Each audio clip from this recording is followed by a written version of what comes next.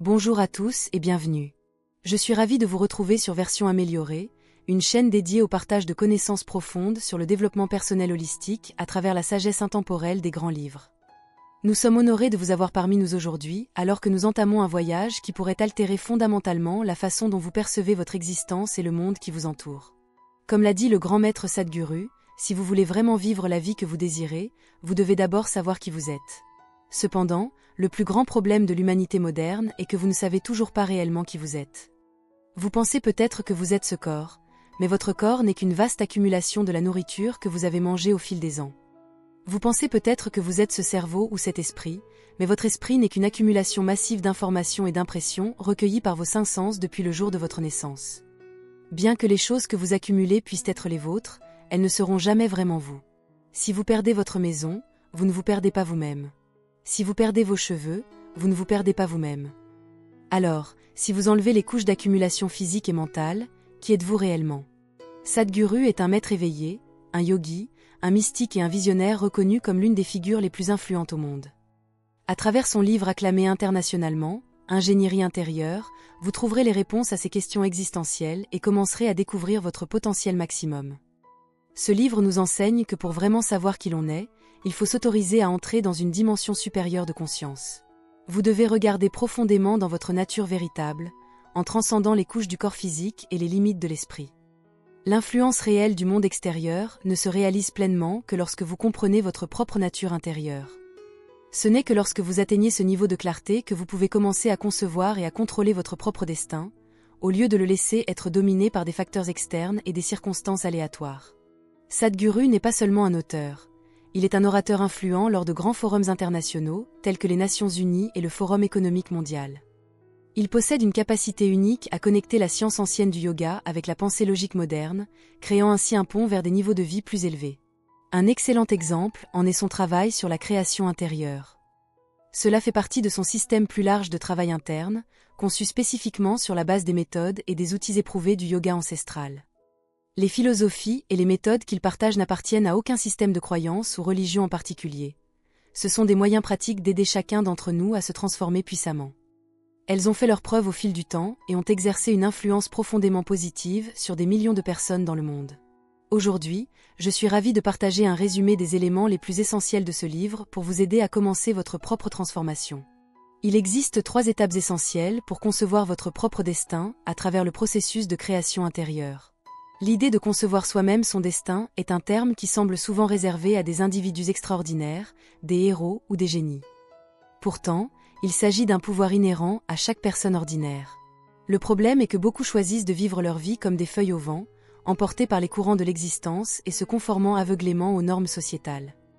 Lorsqu'elles échouent ou se trouvent malheureuses, elles blâment facilement le destin, le gouvernement ou leurs parents. Ce blâme n'est qu'un anesthésique temporaire. Il engourdit la douleur, mais vous emprisonne dans une spirale permanente d'impuissance. D'un autre côté, certains individus plus conscients croient qu'ils deviennent ce qu'ils pensent être. Ils essaient de manifester leurs désirs en écrivant des chèques virtuels, en envoyant des listes de souhaits à l'univers et en répétant des paroles de gratitude. Mais nous devons nous demander, créent-ils vraiment leur vie à partir d'un lieu de sagesse, ou ne font-ils que poursuivre des désirs sans bornes sous le couvert de la spiritualité? Le succès en soi n'est pas le problème.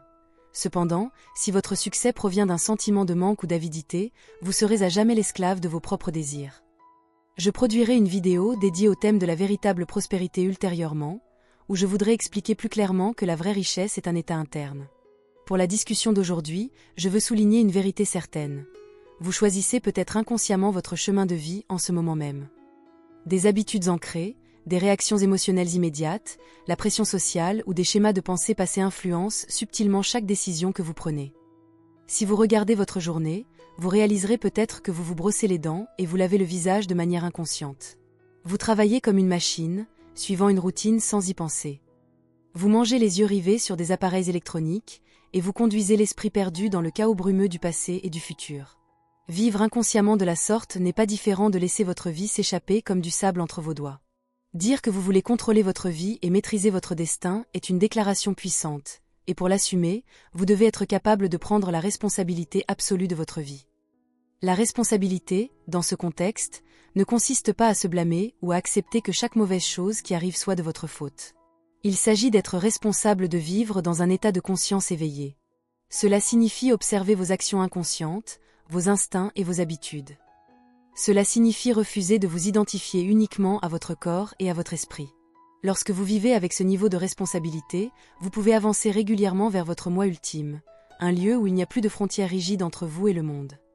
À ce stade, vous n'êtes plus un grain de sable solitaire luttant contre l'océan, vous devenez une partie du tout. Sadhguru appelle cette existence un état d'amour. Lorsque vous existez dans un état d'amour, vous êtes véritablement vous-même, et votre destin change parce que vous ne réagissez plus au monde, vous le créez. Dans cet état, vous vivez dans une grande joie, et ce que vous voulez vraiment faire viendra naturellement à votre vie de manière douce et facile. Pour vous aider à atteindre cet état, Sadhguru présente une méthode systématique et rigoureuse composée de 3 étapes. La première étape est la compréhension profonde de soi. Cela commence lorsque vous vous posez honnêtement la question « Qui suis-je » C'est la première question fondamentale qui vous permet de poser le pied sur le chemin de l'éveil. Cependant, la plupart des gens considèrent cela comme une tâche superflue ou philosophique qui n'apporte aucun avantage pratique à leur compte bancaire ou à leur carrière. Mais comprendre qui vous êtes signifie d'abord être capable de cesser de vous identifier comme ce corps et cet esprit. Rappelez-vous que vous n'êtes pas ce corps, et vous n'êtes pas non plus cet esprit.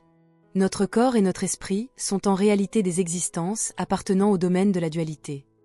Ils sont définis par des opposés, la souffrance et le bonheur, l'amour et la haine, la paix et le chaos, le succès et l'échec. Si vous êtes attaché à un attribut, vous serez toujours hanté par son contraire. Le dualisme n'est qu'un mécanisme de pensée qui nous aide à catégoriser le monde, mais il mène souvent à une perception déformée de la réalité. Lorsque vous divisez le monde en bon et mauvais, vous vous divisez également vous-même. Cela mène à des conflits internes et vous pousse à développer des désirs matériels sans fin parce que vous voulez seulement atteindre ce que vous étiquetez comme bon, tout en essayant de vous protéger de tout ce que vous considérez comme mauvais. Cette division dualiste crée également des frontières entre les groupes de personnes, menant au conflit, aux guerres et à la souffrance. Elle limite votre perception, vous rendant seulement capable de voir le monde à travers le prisme de la séparation, vous faisant manquer la connexion et l'unité inhérente à l'univers. Même Albert Einstein a dit un jour que l'univers est un flux constamment interconnecté. La division n'est qu'une illusion de l'esprit fini. Pour cesser de vous unir à votre corps et à votre esprit, vous devez ouvrir votre conscience. Vous devez vous permettre de vous connecter à des dimensions au-delà de tous les attributs dualistes et de fusionner dans l'unité de l'univers. C'est alors que vous trouverez votre véritable mission et deviendrez le maître de votre destin. La deuxième étape de la refonte de votre destin est la transformation intérieure. C'est l'étape où vous déplacez votre attention vers l'intérieur. La plus grande erreur qu'un être humain puisse commettre est de toujours chercher la joie dans le monde extérieur. Nous essayons souvent d'utiliser des choses externes, l'argent, les relations, le statut, comme catalyseur du bonheur. Bien que ces choses puissent procurer du plaisir, la véritable joie provient de l'intérieur de vous. Ce qui vous arrive à l'extérieur n'est qu'un ensemble de circonstances. Ce que vous vivez est ce qui se passe dans votre moi intérieur. Que vous fassiez l'expérience de la lumière ou de l'obscurité, de la souffrance ou du bonheur, tout se passe à l'intérieur de vous. Si vous cherchez le bonheur à l'extérieur, c'est un voyage sans fin et épuisant. Mais si vous vous tournez vers l'intérieur, la transformation peut se produire en un seul instant. L'étape finale du voyage de refonte de votre destin est la maîtrise de votre corps, de votre esprit et de votre énergie. Sadhguru conclut que si vous apprenez à contrôler votre corps physique, vous pouvez contrôler environ 15 à 20 minutes de votre vie et de votre destin. Si vous apprenez à contrôler votre esprit, vous pouvez contrôler 50 à 60 minutes de votre vie et de votre destin. Mais si vous pouvez contrôler votre énergie interne, vous pouvez contrôler 100% de votre vie et de votre destin. En pratiquant les méthodes pour maîtriser chacun de ces éléments, vous affinerez simultanément votre conscience de soi et continuerez à vous transformer vers des dimensions supérieures. C'est la beauté unique de ce système. Chaque étape est à la fois une cause et un effet, créant un cycle évolutif continu. Ce n'est que lorsque ces 3 éléments, corps, esprit et énergie, fusionnent que vous pouvez véritablement transcender les limites de l'ego illusoire et atteindre l'éveil. Regardons maintenant plus spécifiquement la maîtrise du corps, qui est la porte d'entrée primaire vers l'éveil. Votre corps physique est un cadeau précieux de l'univers. C'est une machine parfaite, fonctionnant d'elle-même, qui accomplit des millions de fonctions complexes chaque seconde sans nécessiter votre intervention consciente. Nos corps contiennent des technologies qui sont plus avancées que n'importe quelle machine artificielle jamais construite. Par exemple, quand vous mangez un fruit, votre corps le transforme en tissu humain et en énergie en quelques heures. C'est un processus miraculeux que la logique ordinaire peut difficilement expliquer. Le corps n'est pas seulement une machine. C'est aussi une porte pour se connecter à des dimensions supérieures. Il agit comme une antenne qui, si elle est réglée correctement, peut recevoir l'univers entier. Cependant, nous limitons souvent notre propre potentiel. En chaque personne, deux forces coexistent, l'instinct de conservation et le désir d'expansion infinie. L'instinct de conservation appartient au domaine matériel et nous aide à survivre sur Terre.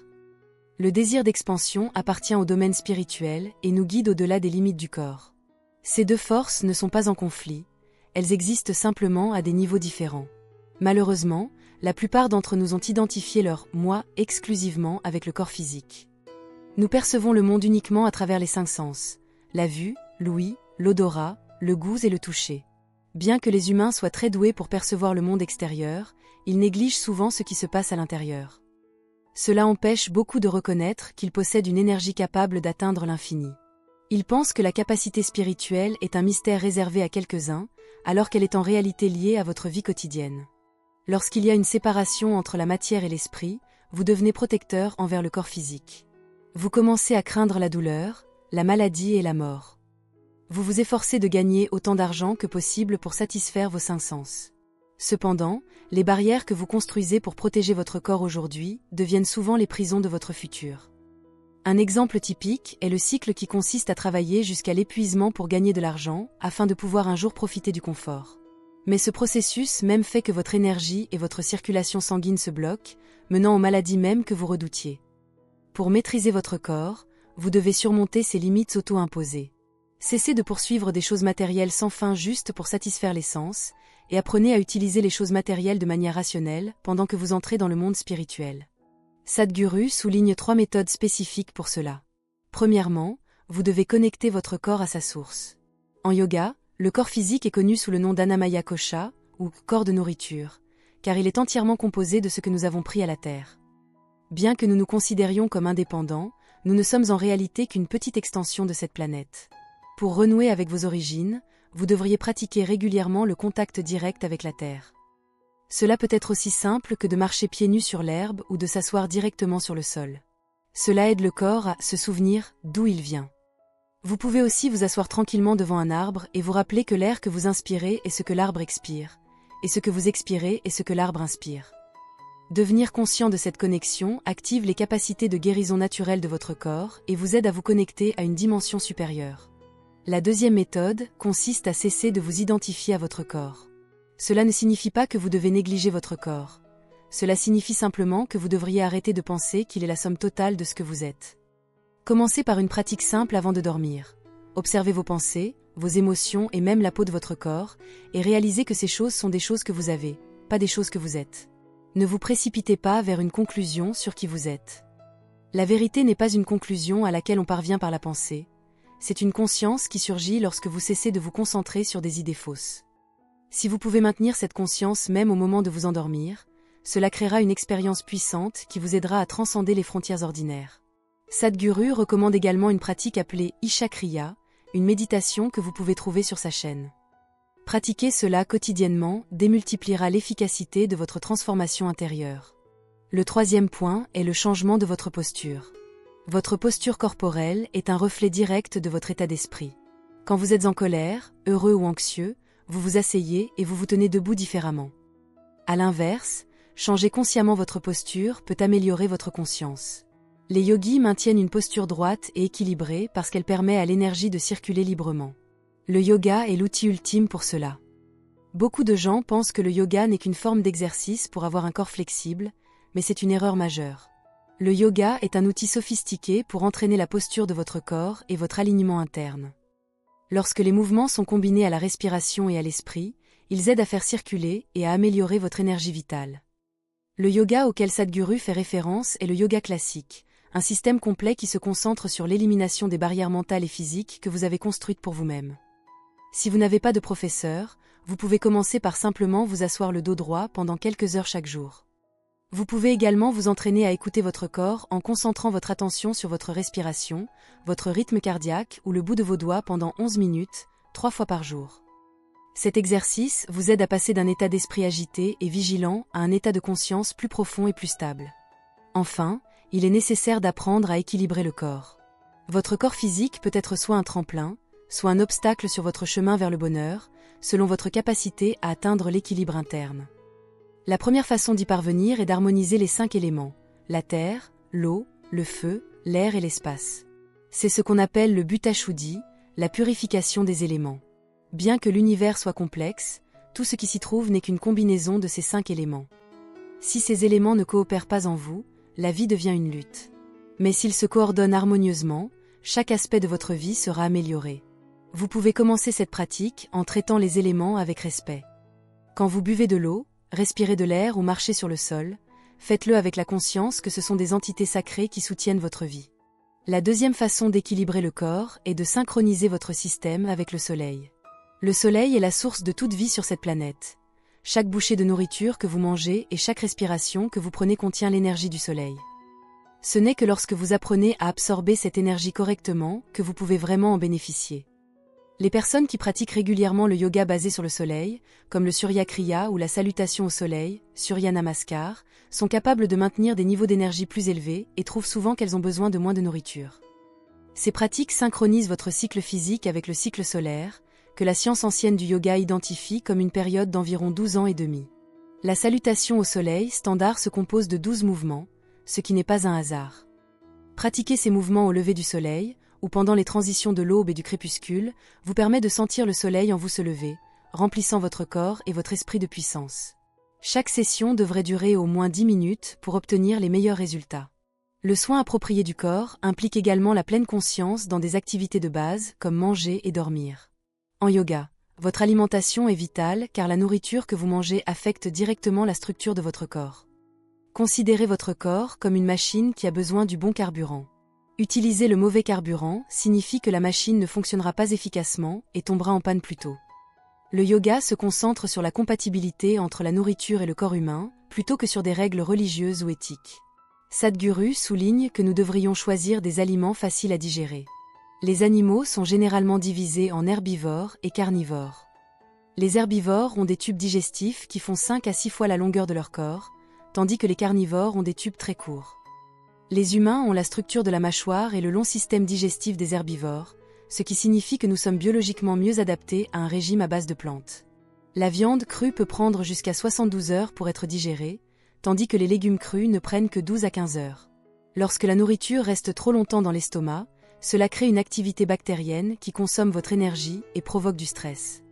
La consommation de grandes quantités de protéines animales peut entraîner des problèmes de santé et un besoin accru de sommeil, et peut même ralentir vos processus cognitifs. Si vous choisissez de manger de la viande, le poisson est souvent le meilleur choix car il est plus facile à traiter pour le système humain. De plus, la cuisson des aliments détruit souvent jusqu'à 90% de leurs enzymes naturelles, obligeant votre corps à travailler beaucoup plus dur pour absorber les nutriments. L'incorporation de plus d'aliments crus dans votre alimentation permet à votre corps de convertir la nourriture en énergie plus efficacement. Vous devriez également vous rappeler de bien mâcher vos aliments afin qu'ils se mélangent aux enzymes de votre salive, ce qui commence essentiellement le processus de digestion dans votre bouche. Le conseil diététique le plus important est peut-être de réduire la taille de vos portions. La plupart des gens peuvent en fait réduire leur consommation de nourriture jusqu'à un tiers tout en maintenant leur énergie et leur poids. Si vous avez plus de 30 ans, réduire votre consommation à 2 repas substantiels par jour est souvent approprié. Pour une fonction cérébrale optimale, vous devriez vous assurer que vos aliments sont complètement digérés en 12 à 18 heures. De nombreux pratiquants chevronnés suivent une fenêtre de jeûne de 16 heures et de prise alimentaire de 8 heures, ce qui permet au corps de se concentrer sur la réparation plutôt que sur la digestion constante. Le corps humain possède également un cycle naturel appelé mandala, qui dure entre 40 et 48 jours. Dans chacun de ces cycles, il y a généralement 3 jours où le corps n'a pas réellement besoin de nourriture. Si vous écoutez attentivement votre corps, vous reconnaîtrez ces jours et pourrez pratiquer le jeûne facilement. Le jeûne, lorsqu'il est bien fait, vous aide à transcender votre identification au corps physique et élargit votre conscience. Lorsque vous avez faim et que vous choisissez d'attendre quelques minutes avant de manger, vous réalisez que vous n'êtes pas seulement l'esclave de votre estomac. Enfin, abordons le repos et la relaxation. Le corps a plus besoin de relaxation que de sommeil réel. Si vous pouvez apprendre à rester détendu pendant que vous travaillez, marchez ou faites de l'exercice, votre besoin de sommeil diminuera naturellement. Le stress ne vient pas de votre travail, il vient de votre réaction interne à votre travail. Ne luttez pas contre la vie, atteindre la santé n'est pas une bataille. Participez à des activités que vous appréciez et laissez votre corps décider de la quantité de sommeil dont il a besoin en fonction de votre niveau d'activité. Si vous êtes bien reposé et équilibré grâce au yoga et à la méditation, votre fréquence cardiaque au repos sera plus basse, ce qui indique que votre corps fonctionne avec une grande efficacité. Nous devons également comprendre la sexualité d'un point de vue plus élevé. Sadhguru affirme que l'existence est une danse entre le non manifesté et le manifesté. Quand la vie se manifeste, la dualité apparaît, lumière et obscurité, homme et femme, naissance et mort. La dualité crée les couleurs de la vie, mais au plus profond de nous, il y a un désir d'union. Dans la jeunesse, cela s'exprime souvent par la sexualité, à l'âge mûr, par l'amour, et dans la vieillesse, par la prière. Cependant, tant que cette union n'est recherchée qu'à travers le corps physique, elle sera toujours limitée et temporaire. La sexualité est un outil naturel pour l'espèce, mais la société moderne l'a exagérée, en faisant souvent le centre d'intérêt principal de l'esprit. L'union véritable ne vient pas de la négation de vos instincts biologiques, mais de l'expansion de votre conscience, jusqu'à ce que vous vous connectiez à l'univers entier. Un moyen simple de pratiquer ce sentiment d'union est le geste du namaste, joindre les mains pour que les énergies masculines et féminines en vous se rencontrent. Lorsque vous faites cela avec conscience, vous créez un sentiment d'unité en vous-même et avec tout ce que vous rencontrez. Votre corps physique est un prêt temporaire de la Terre. La mort est simplement la Terre qui reprend ce que vous avez emprunté. Lorsque vous vous identifiez trop étroitement à votre corps, vous vivez toujours avec l'angoisse de le perdre un jour. Mais quand vous réalisez que vous êtes la force vitale à l'intérieur du corps, la mort n'est plus une peur. Lorsque vous combinez toutes ces pratiques, se connecter à la Terre, maîtriser votre posture, équilibrer les éléments et manger en pleine conscience, vous transformez votre corps en une porte vers l'éveil. C'est une méthode vitale pour ceux d'entre nous qui vivent dans la société bruyante et matérialiste d'aujourd'hui. En raison de la profondeur de ce système, nous conclurons cette session ici, après nous être concentrés sur le premier pilier, le corps. Maîtriser le corps est le fondement de la création de la force intérieure. Dans notre prochain épisode, je révélerai les secrets de la maîtrise de l'esprit et de l'énergie, qui sont les deux pièces restantes du puzzle pour vous aider à comprendre pleinement comment changer votre destin à la racine. Si le partage d'aujourd'hui a touché votre âme, je vous encourage à passer les 7 prochains jours à pratiquer la méthode qui vous a le plus attiré. Ce n'est que par l'expérience directe que vous comprendrez vraiment ces vérités. Vous avez le pouvoir d'être votre propre architecte, de dessiner le chemin de votre vie avec l'encre de votre volonté et les couleurs les plus pures de votre conscience. Je crois qu'en explorant ces 3 piliers ensemble, non seulement votre destin personnel sera réécrit, mais nous serons tous témoins d'un monde plus beau créé par des individus qui osent être indépendants et libres. Gardez votre cœur ouvert et visez les sommets les plus élevés de votre potentiel, car le voyage le plus excitant de votre vie ne fait que commencer. Êtes-vous prêt à prendre le stylo et à créer le plan de votre vie? Si c'est le cas, laissez un commentaire ci-dessous disant « Je choisis de changer ». Je suis si heureux que nous puissions entrer en résonance avec cette énergie ensemble. Si vous avez trouvé cette vidéo utile, n'hésitez pas à la partager avec d'autres personnes qui pourraient avoir besoin de cette sagesse. N'oubliez pas de nous laisser un « j'aime » et, surtout, abonnez-vous à la chaîne version améliorée et activez la cloche de notification. En faisant cela, vous serez certain de ne pas manquer nos plongées hebdomadaires au cœur des livres qui changent la vie. Merci pour votre temps, votre présence et votre soutien. Nous avons hâte de vous retrouver dans la prochaine vidéo. D'ici là, restez conscients, restez en bonne santé et continuez à grandir.